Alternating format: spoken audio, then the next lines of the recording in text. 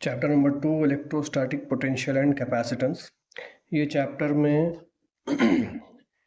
3 marks and 5 marks questions रहेंगे। 2 marks का एक भी क्वेश्चन नहीं रहेगा इसमें। तो फर्स्ट क्वेश्चन है what is equipotential surface and what are the properties of equipotential surface. Equipotential surface means in simple words, suppose एक सर्कल पे हमारे पास पॉइंट चार्ज है Q, तो ये पॉइंट से ये सरफेस तक डिस्टेंस कितना रहेगा? यहाँ तक रेडियस r रहेगा।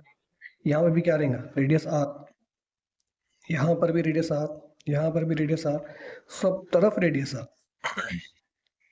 तो ये पॉइंट पे सपोज अगर potential v is equal to k cube by r है, तो यहाँ भी क्या रहेगा? Potential v is equal to k cube by r. यहाँ पे भी क्या रहेगा? v is equal to k cube by r. यहाँ पे भी क्या रहेगा? v is equal to k cube by r. इसका मतलब जो नेट पोटेंशियल है वो क्या है? सेम है, सब तरफ सेम है पोटेंशियल। इस यहाँ भी v है, यहाँ भी v है, यहाँ भी v है, यहाँ भी v है। इसका मतलब है the surface on which the potential remains same at every point is called equipotential surface. इसके प्रॉपर्टीज क्या रहेंगे? Electric field is always normal to the equipotential surface. Electric field हमेशा इक्विपोटेंशियल सरफेस के परपेंडिकुलर रहेंगी। Normal means perpendicular. Second property, two equipotential surfaces never intersect each other. दो equipotential surface कभी भी आपस में इंटरसेक्ट नहीं होंगे। Third property, no work is required to move a charge on the equipotential surface. मतलब यहाँ पे ये जो चार्ज है, ये वाला चार्ज, इसको मूव करने के लिए हमको वर्क डन करने की जरूरत नहीं है यहाँ पे।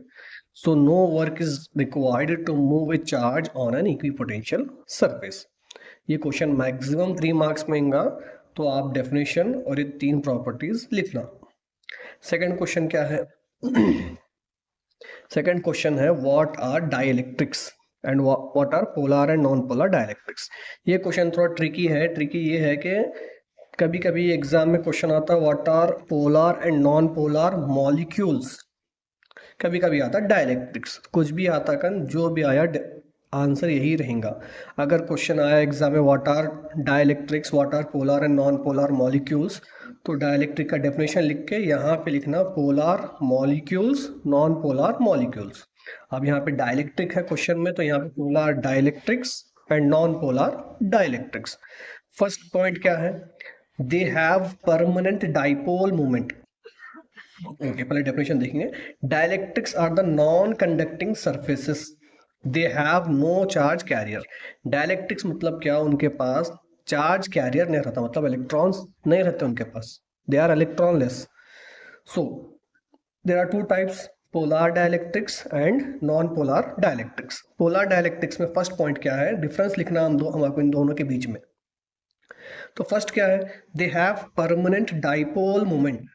दे have permanent dipole moment in the absence of applied electric field. अगर वहां पे इलेक्ट्रिक फील्ड नहीं भी रही तो भी उनके पास एक डाइपोल मोमेंट रहेगा इन पोलर डाइलेक्ट्रिक्स और polar molecules. Second point, they are asymmetric in shape. उनका शेप सेम नहीं रहेगा, they are asymmetric in shape. Example है HCl एंड H2O। अब यहाँ पे नॉन पोलर डाइलेक्ट्रिक्स और नॉन पोलर मॉलिक्यूल्स, यहाँ पे क्या पॉइंट लिखे थे? They have permanent dipole moment, तो यहाँ पे they do not have permanent dipole moment, that's it, बस।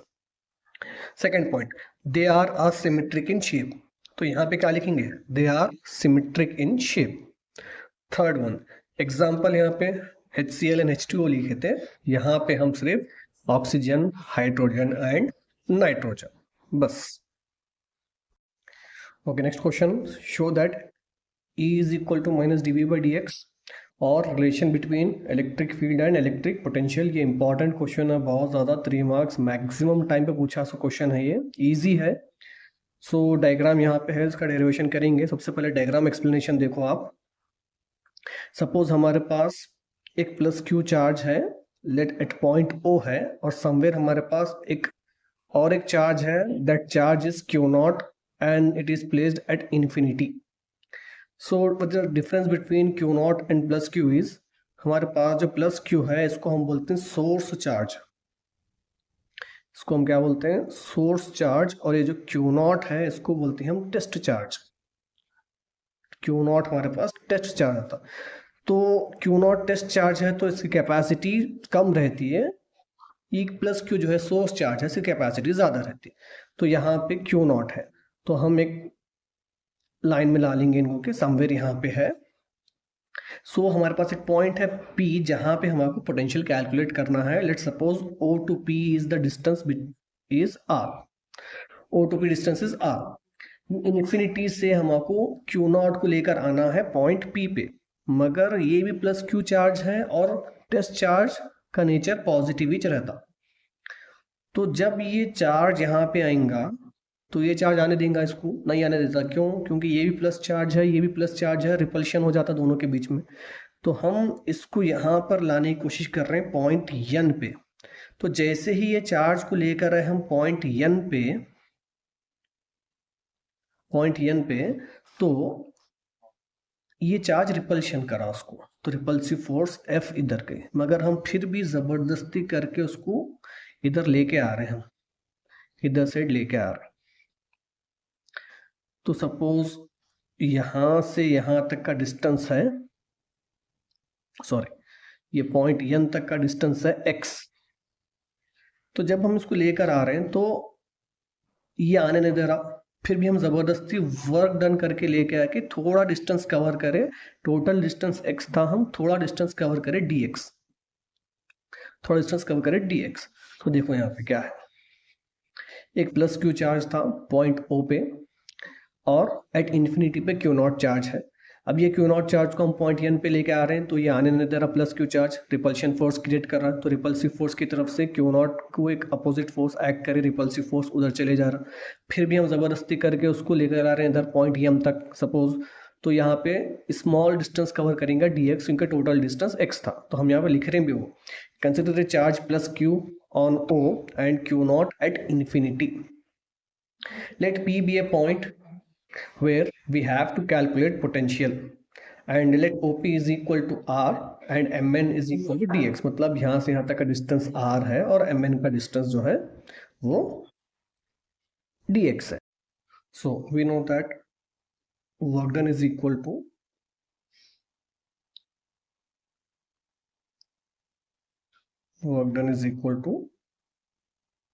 force into displacement। ये तो शुरू से मालूम है, work done is equal to force into displacement. तो यहाँ पे स्मॉल वर्क डन हो रहा है तो हम इसके वास्ते लिखेंगे dw is equal to force is F, displacement कितना हुआ dx, F डॉट dx साथ में आ जाएगा cos थीटा। अब यहाँ पे देखो फोर्स है इधर, डिस्प्लेसमेंट हो रहा है इधर, मतलब क्या, फोर्स इधर डिस्प्लेसमेंट उधर। तो मतलब ये कि फोर्स है इधर, डिस्प्लेसमेंट है इधर, तो दोनों के बीच में एंगल कितना बना 180 डिग्री। तो थीटा की वैल्यू क्या रहेंगी यहाँ पे 180 डिग्री रहेंगी। तो D W is equal to F dot d x into cos 180 degree, then d W is equal to F dot d x into cos 180 की वैल्यू -1। तो D W is equal to minus F dot d x. तो ये बनी equation number 1। -1 कहां से आया, cos 180 की value -1 है, तो D W is equal to minus F dot d x हो गया। अब हमारे पास देखो प्लस क्यू चार्ज है, तो यहां से ये डायरेक्शन में इलेक्ट्रिक फील्ड भी जाएंगे ना, क्योंकि हमको रिलेशन किसका किसका फाइंड करना है, इलेक्ट्रिक फील्ड एंड पोटेंशियल का डिफरेंस रिलेशन फाइंड करना है। तो प्लस क्यू चार्ज से इलेक्ट्रिक फील्ड भी जाएंगी उधर, तो डायग्राम में भी इलेक्ट्रिक फील्ड मेंशन करना। तो by the definition of electric field we know that electric field is equal to force per unit positive test charge, force per unit positive test charge. तो यहां से फोर्स की value क्या हो जाएंगी, E into q naught, equation number 2। Put equation number 2 in 1, equation number 2 in 1। तो equation number 1 implies होंगी equation number 1 implies होंगी d W is equal to minus as it is at the place of F, क्या put करेंगे equation, E into q naught and साथ में आएगा d x. तो D W is equal to minus E q naught into d x, equation number 3।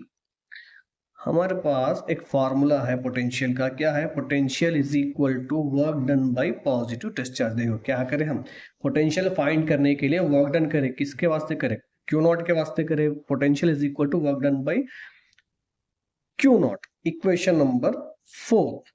तो देखो equation number 4 में equation number 3 की वैल्यू पुट कर दो, पुट इक्वेशन नंबर 4 इन 3। तो v इज इक्वल टू क्या हो जाएगा, minus E into q naught into d x divided by q naught, q naught cancel, क्या बचा, v is equal to minus E into d x बचा सिर्फ, correct है। तो इसको रीअरेंज करने के बाद क्या आएगा, e is equal to minus dv divided by dx, this is the answer। Minus e as it is, dx इधर भेजो, डिनोमिनेटर में आ जाएगा, dx हो जाएगा। तो स्मॉल वर्क डन के लिए कर रहे हैं ना हम, तो इसको dv कर देंगे, स्मॉल वर्क डन के लिए dv। ओके, नेक्स्ट क्वेश्चन है हमारे पास, ये भी 3 मार्क्स में है। Drive an expression for potential energy of a dipole placed in a uniform electric field. ये भी मैक्सिमम जो है 3 मार्क्स में ही आएगा क्वेश्चन। थोड़ा थ्योरी ज़्यादा है, डेरिवेशन थोड़ा लेंदी है ये, मगर जो फर्स्ट चैप्टर में डेरिवेशन है हमारे पास, tau is equal to P sine theta, similar है, वो चैप्टर से सिमिलर है। तो एक बार डायग्राम देख लेंगे हम। हमारे पास जो है टॉर्क का क्वेश्चन है, ये डाइपोल का क्वेश्चन है, तो सेम डायग्राम रहेगा इसका भी। ये हमारे पास ये ऐसे यूनिफॉर्म इलेक्ट्रिक फील्ड है हमारे पास ये। तो यहाँ पे हम एक डाइपोल प्लेस्ड करें, डाइपोल में क्या कह रहा था, एक माइनस क्यू चार्ज और एक प्लस क्यू चार्ज, और दोनों के बीच में का डिस्टेंस कितना रहता, 2a। तो ये प्लस क्यू चार्ज से जो फोर्स लगेंगी according to electric field, E is equal to F by q, then F is equal to E q. तो प्लस क्यू से जो चार्ज लगेंगी वो लगेंगी E q, and same minus q से जो चार्ज लगेंगी वो इधर साइड वो लगेंगी माइनस ई क्यू। और यहाँ पे एंगल बनेगा theta with respect to electric field. ये जो एंगल है थीटा, ये किसके किसके बीच में रहता है, electric field and dipole moment के बीच में रहता है। तो यहाँ पे वही डायग्राम डिस्कस करें हम। See here is electric field, uniform electric field, plus Q charge minus Q charge, ये प्लस क्यू चार्ज से फोर्स लगी क्यू ई, ये माइनस क्यू चार्ज से फोर्स लगी minus Q E, and angle बना theta, और ये है डिस्टेंस दोनों के बीच में 2a। इसी को यहाँ पे लिखे हम थ्योरी में। Consider electric dipole of dipole moment p, vector quantity है इसलिए एरो मार्क मेंशन करना जरूरी है, is placed in a uniform electric field as shown in the figure if theta is the angle between dipole moment and electric field, then the torque acting on a dipole is, already first chapter में derivation आ गया था हमारे पास कि tau is equal to PE sine theta है। अब यहाँ पे पोटेंशियल एनर्जी कैलकुलेट करना है, तो the small work is done for rotating a dipole through a small angle D theta. तो यहाँ पे वर्क डन का एक्चुअल फॉर्मूला क्या है, वर्क डन का एक्चुअल फॉर्मूला क्या है, W is equal to force into displacement, correct. अब ये डायग्राम में फोर्स कौन सी लगने वाली है, क्योंकि डाइपोल रोटेट हो रहा है, रोटेट मतलब यहाँ से डाइपोल ऐसा था, अब ये रोटेट हो रहा है ऐसे। जब रोटेट होगा तो कौन सी फोर्स लगेंगी, टॉर्क लगेगा रोटेशन में, करेक्ट है। तो टॉर्क लगेगा, तो इसके वास्ते स्मॉल वर्क डन है, तो D W is equal to force, कौन सी फोर्स, टॉर्क। डिस्प्लेसमेंट क्या हो रहा है, रोटेशन में डिस्प्लेसमेंट रहता है थीटा, तो हम थोड़ा डिस्प्लेस कर रहे हैं इसलिए स्मॉल अमाउंट, तो डी थीटा। तो टॉर्क की वैल्यू ऑलरेडी है, पुट करो यहाँ पे, D W is equal to, put the value of torque, P E sine theta into D theta, equation number 1। ये तो मिला स्मॉल वर्क डन। अब नेट वर्क डन कैलकुलेट करने के वास्ते टोटल वर्क डन के लिए हम क्या करेंगे, for total work done in rotating a dipole, rotating a dipole, कहां से कहां रोटेट करेंगे डाइपोल को। अब सपोज आप ऐसे समझो कि ये पेन जो है डाइपोल है, तो जब मैं इसको रोटेट करूंगा तो यहाँ ये चीज रोटेट होके इधर से आ रही, ये चीज ऊपर जा रही, इसका मतलब यहाँ का एंगल चेंज होके इधर, इधर का एंगल चेंज होके उधर। तो rotating of a dipole is from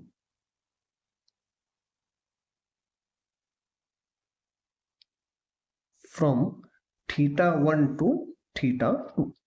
तो ये कैसे रहेगा, इंटीग्रेट कर देना इक्वेशन नंबर 1 को, integration of dw is equal to integration of PE sine theta into D theta.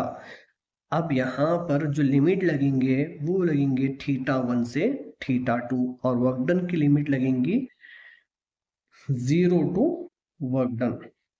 तो upper limit minus lower limit करने के बाद ये 0 और w न लगे तो भी चलता, आप इंटीग्रेशन डिफरेंशिएशन कैंसिल होने के बाद यहाँ पे बच जाएगा वर्क डन। यहाँ पर p कॉमन है बाहर ले लियो, e कॉमन है बाहर ले लियो, θ1 θ2 as it is, integration apply होगा साइन थीटा को। इंटीग्रेशन के रूल्स तो मालूम ही होंगे आपको, डिफरेंशिएशन के साथ जो टर्म रहा उसी को इंटीग्रेट करना है, यहाँ पे साइन थीटा आना एक्चुअली, उसी को इंटीग्रेट करना।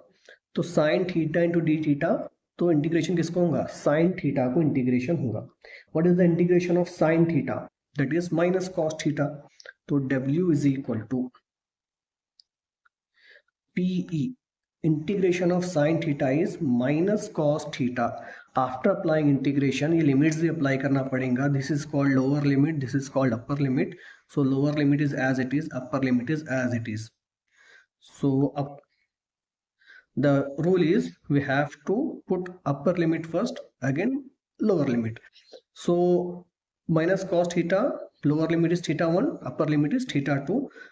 तो minus cos as it is, upper limit is θ2 minus lower limit is θ1, minus into this minus plus cos θ1, upper limit minus lower limit। अब जब रोटेट हो रहा डाइपोल तो ये चेंज होगा, θ1 की वैल्यू रहेंगी यहाँ पे π/2 and θ2 is equal to theta. जब ऑलरेडी थीटा है, अब जब रोटेट करें तो चेंज होके कहाँ से चेंज हुआ, नहीं π/2 से चेंज हुआ। तो θ1 is equal to π/2 and θ2 is equal to theta. तो ये वैल्यू पुट करो यहाँ पे, work done is equal to PE minus cos θ2 की वैल्यू क्या है थीटा, प्लस कॉस θ1 की वैल्यू क्या है π/2, कॉस π/2 मतलब 90 डिग्री, कॉस 90 की वैल्यू 0, ये टर्म हो गया 0। तो w इज इक्वल टू हो गया PE minus cos theta plus 0, लिखने की जरूरत नहीं है, तो w is equal to PE cos theta. तो यहाँ पे w is equal to minus PE cos theta, इतना लिखे तो भी चलता है। अब ये कॉस थीटा मतलब डॉट प्रोडक्ट आ गया यहाँ पे, वेक्टर क्वांटिटीज में डॉट प्रोडक्ट आ गया, तो यहाँ पे हम लिखेंगे w is equal to minus P dot E, इतना लिखे तो भी चलता, ऐसे लिखे तो भी कंप्लीट हो जाता। केयरफुली देखो, इजी है डेरिवेशंस, कुछ भी हार्ड नहीं है। ओके, नेक्स्ट क्वेश्चन 5 मार्क्स में है ये, derive an expression for electric potential due to isolated point charge. ये बहुत इंपॉर्टेंट क्वेश्चन है, 95% चांसेस हैं कि ये क्वेश्चन आएगा 5 मार्क्स में। सो सेम डायग्राम बहुत इजी है पहले के जैसा, कुछ भी कॉम्प्लिकेटेड नहीं है। देखो क्या है डायग्राम, हमारे पास एट पॉइंट O पे एक Q चार्ज है, उसके बाद समवेयर इन्फिनिटी पे हमारे पास एक Q0 है। हम क्या कर रहे हैं, ये Q0 चार्ज को इसकी रेंज में लाने की कोशिश कर रहे हैं। यहाँ पे सपोज पॉइंट N पे हम Q0 चार्ज को लेकर, ये भी पॉजिटिव चार्ज है, टेस्ट चार्ज ये पॉजिटिव रहता, रिपल्शन होगा यहाँ पे दोनों के बीच में, तो एक फोर्स इधर चले जाएंगी, मगर हम जबरदस्ती करके इसको इधर से लेकर आएंगे। कहाँ तक लाना है, पॉइंट P तक लाना है, P कौन सा पॉइंट है जहां पे हमको टोटल इलेक्ट्रिक पोटेंशियल कैलकुलेट करना है। तो ये O से P का डिस्टेंस क्या हो जाएगा R, और यहाँ O से N तक का डिस्टेंस हो जाएगा X। तो हम इधर आ रहे हैं Q के करीब करीब, तो डिस्टेंस कवर करेंगे, छोटा डिस्टेंस यानी कि dx कवर करेंगे। लेट सपोज m तक कवर करें, n से m तक कवर करें। फोर्स इधर है, डिस्टेंस इधर है, तो थीटा की वैल्यू क्या रहेंगे यहाँ पे 180 डिग्री रहेंगे। इसी को हम थ्योरी में लिखे यहाँ पे। देखो, let a charge plus q at O.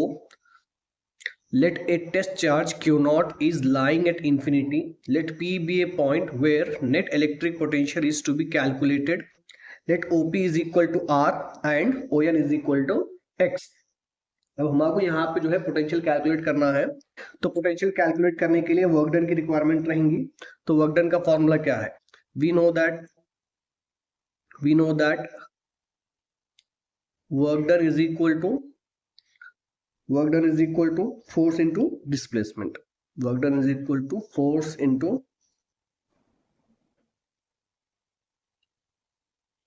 displacement. अब यहाँ पे जो फोर्स अप्लाई हो रही है वो कौन सी फोर्स है? देखो, स्मॉल डिस्टेंस कवर करें हम, तो हम वर्क डन भी स्मॉल ले लेंगे यहाँ पे। dw is equal to force क्या है F, डिस्टेंस डिस्प्लेसमेंट क्या हो रहा है dx।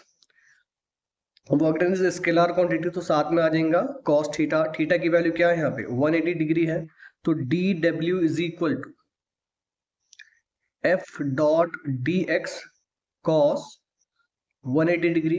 cos 180 की वैल्यू क्या है -1, तो f dot dx into -1, dw is equal to minus f dot dx, equation number 1। तो ये इक्वेशन नंबर 1 हो गई हमारे पास। स्केलर क्वांटिटी है फोर्स, तो थोड़ा डायरेक्शन मेंशन करते जाओ यहाँ पे। अब हमारे पास यहाँ पे जो फोर्स अप्लाई हुई, ये फोर्स कौन सी फोर्स है? ये फोर्स किसके किसके बीच में है? ये पॉइंट O पे प्लस Q चार्ज है और पॉइंट N पे Q नॉट चार्ज है। तो ये प्लस Q जो है रिपल्शन फोर्स दे रहा है यहाँ पे Q नॉट। तो force between the two charges क्या होगा? Force between the two charges, force between the two charges क्या होगा? फ्रॉम कूलम्स लॉ क्या है फोर्स का formula? F is equal to 1/4 pi epsilon naught Q1 Q2 by R square. What is Q1 here? Q1 is plus Q. What is Q2? Q2 is Q naught. What is the distance between these two charges? Is x. तो R square के place पे हम लिखेंगे x square. Equation number 2। Put करो ये force की value को equation number 1 में। Put equation number 2 in equation number 1।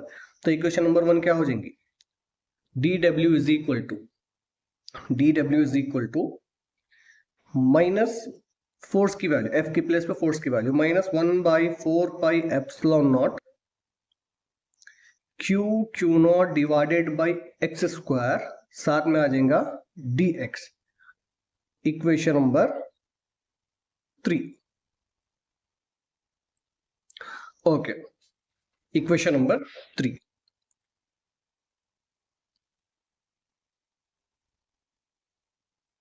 net work done is calculated as by integrating equation number 3.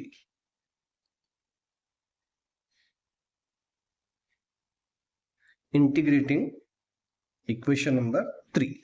तो इंटीग्रेट करने के बाद इक्वेशन नंबर 3 क्या हो जाएगा? Integration of dw is equal to integration of -1/4 pi epsilon naught Q naught divided by x square into dx। अब यहाँ पे थोड़ा डायग्राम को देखो। स्टार्टिंग में वर्क डन क्या था? स्टार्टिंग में वर्क डन 0 था, तो वर्क डन की लिमिट स्टार्ट होंगी फ्रॉम 0, उसके बाद हम वर्क डन करें तो 0 से W। यहां पर वर्क डन होने के बाद स्टार्टिंग पोजीशन क्या थी? इन्फिनिटी। हम उसको कहां पे लेकर आ रहे हैं? पॉइंट P तक। पॉइंट P के पास डिस्टेंस क्या है? R। Q के करीब करीब ला रहे हैं हम उसको। तो यहां पर लोअर लिमिट रहेंगी इन्फिनिटी, अपर लिमिट रहेगा R। तो यहाँ पे आप आफ्टर अप्लाइंग इंटीग्रेशन अप्लाई होने के बाद यहाँ पे बच जाएगा W, और यहाँ पे कांस्टेंट टर्म बाहर आ जाएंगे, -1/4πε0 बाहर, Q0 बाहर। इंटीग्रेशन किसको अप्लाई होगा? जिसके साथ डिफरेंशिएशन का टर्म लगे हुआ है, यानी कि 1/x² इंटू dx। तो हम यहाँ पे क्या कर सकते हैं, डायरेक्ट फॉर्मूला अप्लाई कर लेना है इसको। W is equal to -1/4πε0 Q into Q0।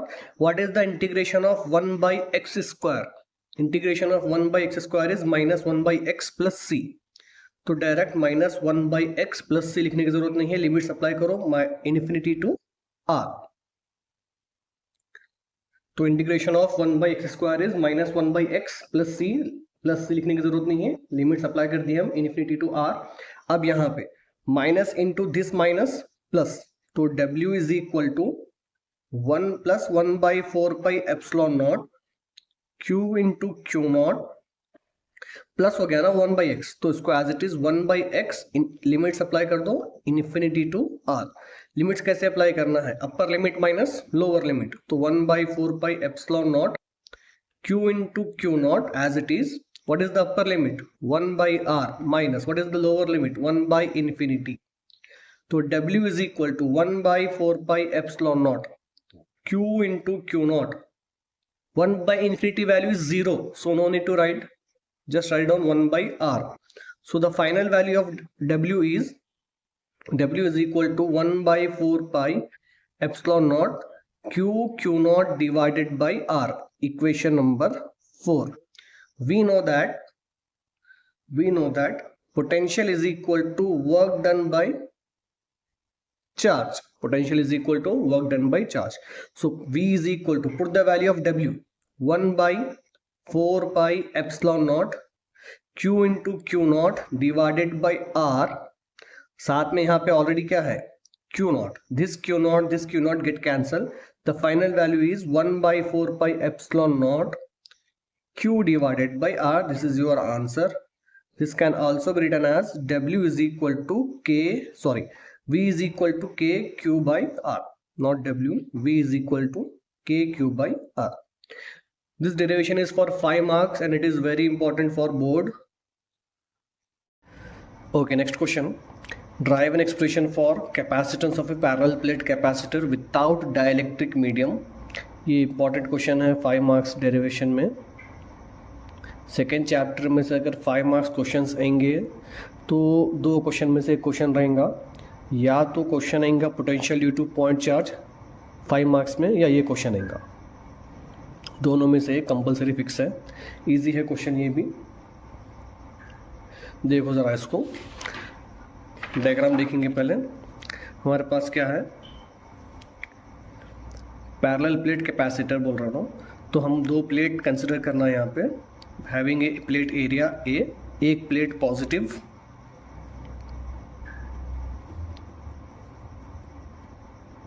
और एक प्लेट नेगेटिव। अब प्लस चार्ज है तो इलेक्ट्रिक फील्ड का डायरेक्शन ये हो जाएगा, तो इसको हम ज़रा इंड्यूस्ड इलेक्ट्रिक फील्ड ही बोल सकते हैं, या electric field as it is रखे तो भी चलता है, ऐसा कुछ भी नहीं। And D is the separation between the 2 plates. D is the separation between the 2 plates. जो नेगेटिव चार्ज्ड प्लेट है ये कनेक्टेड रहता है अर्थिंग के साथ, और जो पॉजिटिव चार्ज्ड है ये कनेक्टेड रहता है एक बैटरी के साथ। That's it. इतना अच्छा डायग्राम और कुछ भी नहीं। देखो यहाँ पे एक पॉजिटिव प्लेट, एक नेगेटिव प्लेट। पॉजिटिव प्लेट किसके साथ कनेक्टेड है? बैटरी के साथ कनेक्टेड है। नेगेटिव प्लेट किसके साथ कनेक्टेड है? अर्थिंग के साथ कनेक्टेड है। इन दोनों के बीच में का डिस्टेंस क्या है? D। कंफ्यूज नहीं कर लेना, अर्थिंग में सही ड्रॉ करना है इसको। बैटरी मतलब एक बैटरी का सिंबल प्रॉपरली मेंशन करना, अर्थिंग का सिंबल ही प्रॉपरली मेंशन करना। थ्योरी क्या रहेंगी इसकी? Consider a parallel plate capacitor having a plate area A and let D is the separation between the plates. So from the definition of capacitor we have the formula C is equal to Q divided by V. Capacitor के definition से एक formula है हमारे पास, C is equal to Q divided by V. अब देखो यहाँ पे कभी भी याद रखो आप कि अगर एरिया की बात होंगी, अगर वहाँ पे चार्जेस प्लेस्ड हैं तो यहाँ पे सरफेस चार्ज डेंसिटी आएगा। तो surface charge density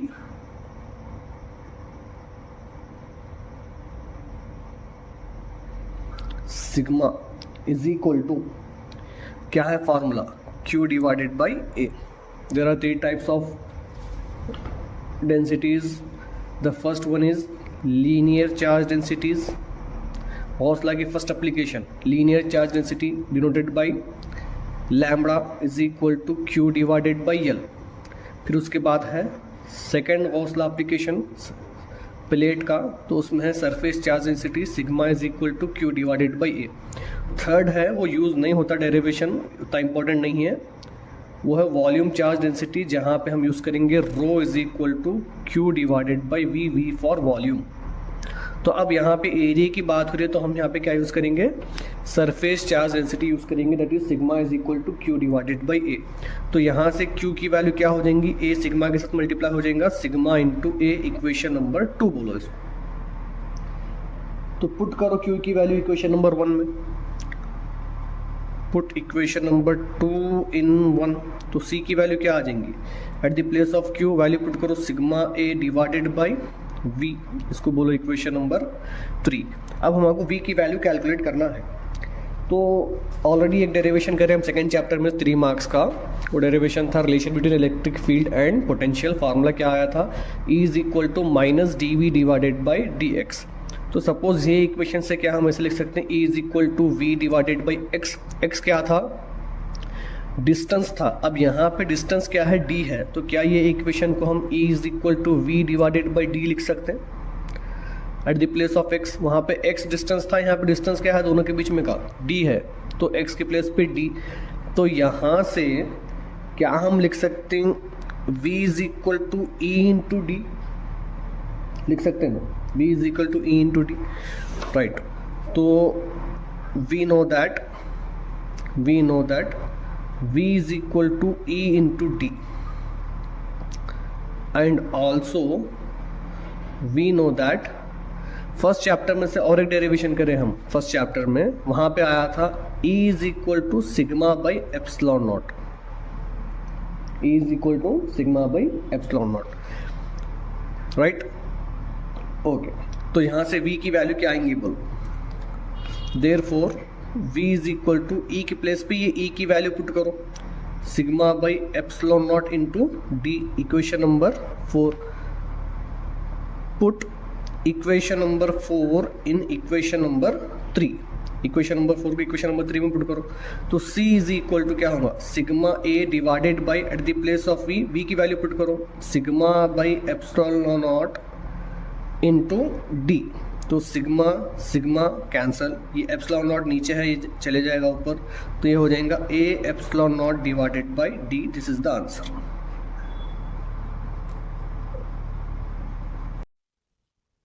next question है, obtain an expression for effective capacitance of 2 capacitors are connected in series. ये क्वेश्चन आपको 3 मार्क्स में आएगा, यहाँ पे प्लेस नहीं है, 3 मार्क्स में आएगा ये। तो डायग्राम देखेंगे, इजी है डायग्राम, यहाँ पे ध्यान देना आप जरा। देखो हमारे पास सीरीज में ये सिंबल है कैपेसिटर्स का, तो एटलीस्ट हम 3 कैपेसिटर्स सीरीज में कनेक्ट करेंगे। तो एक लास्ट का कैपेसिटर से कनेक्टेड रहेगा अर्थिंग के साथ, और ये वाला कैपेसिटर्स कनेक्टेड रहेगा एक बैटरी के साथ। कैपेसिटर्स में एक बात ध्यान देना, सीरीज कैपेसिटर्स में चार्ज सेम रहेगा मगर पोटेंशियल सबका अलग अलग रहेगा। ये कैपेसिटर C1 है, ये कैपेसिटर C2, ये कैपेसिटर C3, सबका charge same Q Q Q, मगर इसका पोटेंशियल V, इसका पोटेंशियल V2, इसका पोटेंशियल V3। तो नेट पोटेंशियल यहाँ से यहाँ तक ये रहेगा V।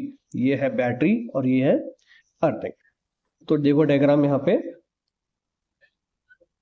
Capacitors are connected in series, यहाँ पे कैपेसिटर, यहाँ पे कैपेसिटर, यहाँ पे कैपेसिटर C1 C2 C3, यहाँ पे चार्ज Q, यहाँ पे चार्ज Q, यहाँ पे चार्ज Q, यहाँ पे बैटरी कनेक्टेड है और यहाँ पे अर्थिंग कनेक्टेड है, and net potential is V।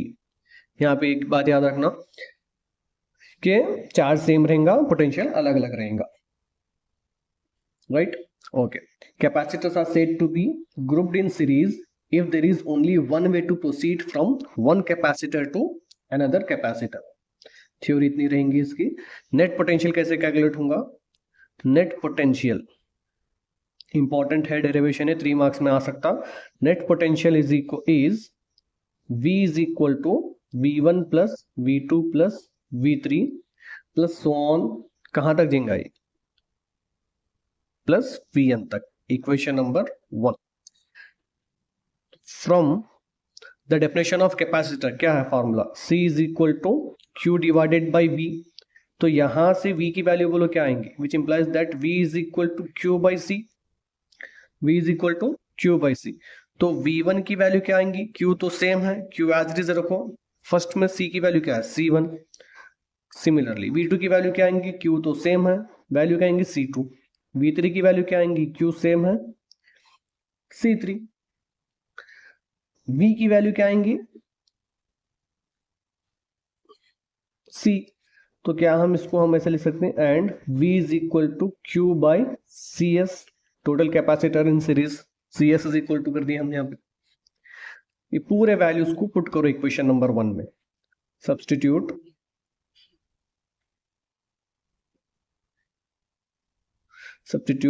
all values in equation number 1.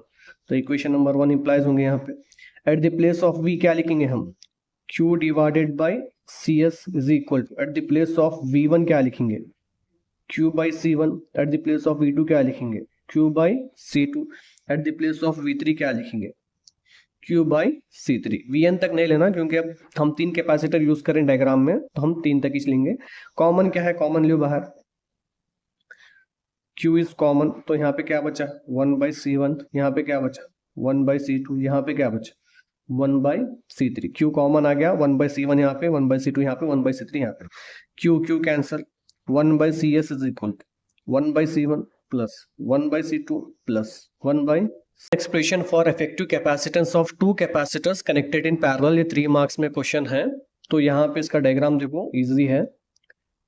एक कैपेसिटर है ऐसे, second one and third one, इसको हम कनेक्ट करेंगे पैरेलल,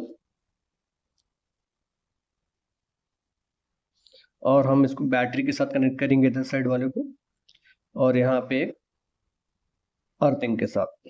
यहाँ पे लिखेंगे हम बैटरी, और यहाँ पे हम लिखेंगे अर्थिंग.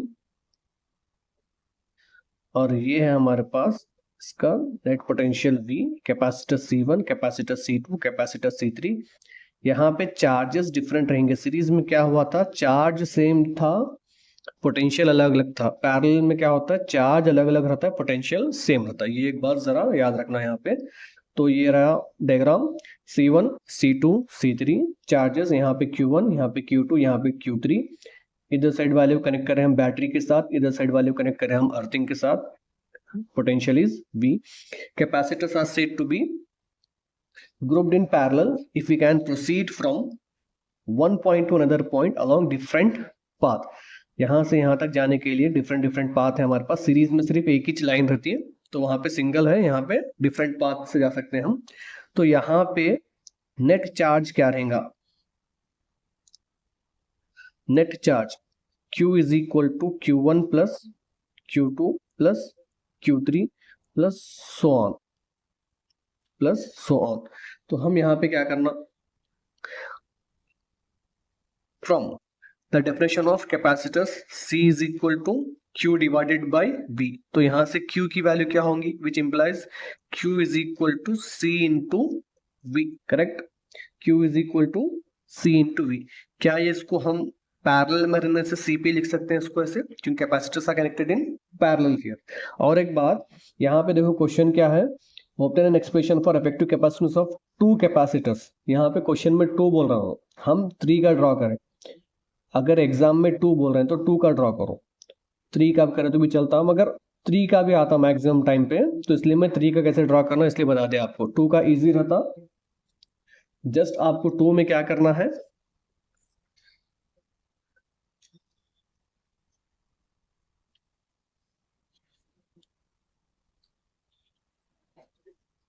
ऐसे ड्रॉ करना है.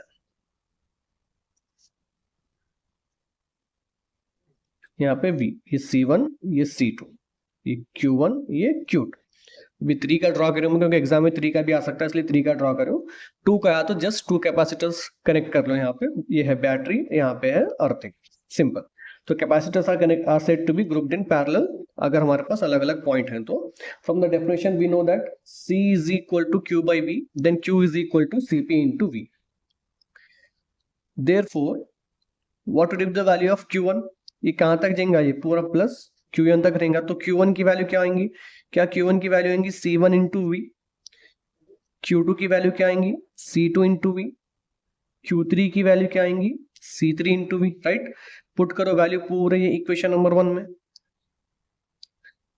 Put all values in 1। तो इक्वेशन 1 इंप्लाइज होंगी हमारे पास Q is equal to Q1 plus Q2 plus Q3। तो Q1 की वैल्यू क्या है हमारे पास? सॉरी, Q की वैल्यू क्या है? CP into V। Q1 is equal to C1 into V। Q2 C2 into V। Q3, अरे यार गलत हो जाना है। Put the value of Q। Q is equal to क्या है? CP into V। Q1 की वैल्यू क्या है? C1 into V। Q2 की value C2V। And what is the value of Q3? C3V। Common क्या है सब में? Common is V। V common ले लो, क्या बचा? C1 plus C2 plus C3। V से V cancel, answer is CP is equal to C1 plus C2 plus C3। This is the answer. Okay, last question second chapter में से, mention the factors on which capacitance of a capacitor depends. So answer इसका, capacitance of a capacitor depends on area of the plates, distance between the plates, dielectric constant, shape and size of the conductor. मतलब ये कि area of the plates, मतलब हम अभी थोड़ी देर पहले derivation करें एक, ये एक पॉजिटिव प्लेट थी हमारे पास, ये एक नेगेटिव प्लेट थी, तो ये इसका एरिया था। First point is area of the plates, ये एरिया के ऊपर डिपेंड करेगा। डिस्टेंस बिटवीन द प्लेट्स, ये जो डी डिस्टेंस लिए थे हम, ये डिस्टेंस बिटवीन द प्लेट्स पे। डाइलेक्ट्रिक कांस्टेंट मतलब क्या है? इन दोनों प्लेट्स के बीच में एक डाइलेक्ट्रिक ऐसा, तो डाइलेक्ट्रिक में क्या रहता है? Plus plus minus minus, plus plus minus minus, ऐसा प्रोफाइल रहता है ये। तो उसको डाइलेक्ट्रिक ऊपर लिखे ना, डाइलेक्ट्रिक एंड पोलराइजेशन में, तो डाइलेक्ट्रिक के ऊपर भी डिपेंड रहता है।